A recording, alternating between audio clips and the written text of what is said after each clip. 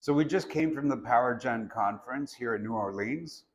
And one of the things that became apparently clear is that there's some confusion about where power quality challenges originate.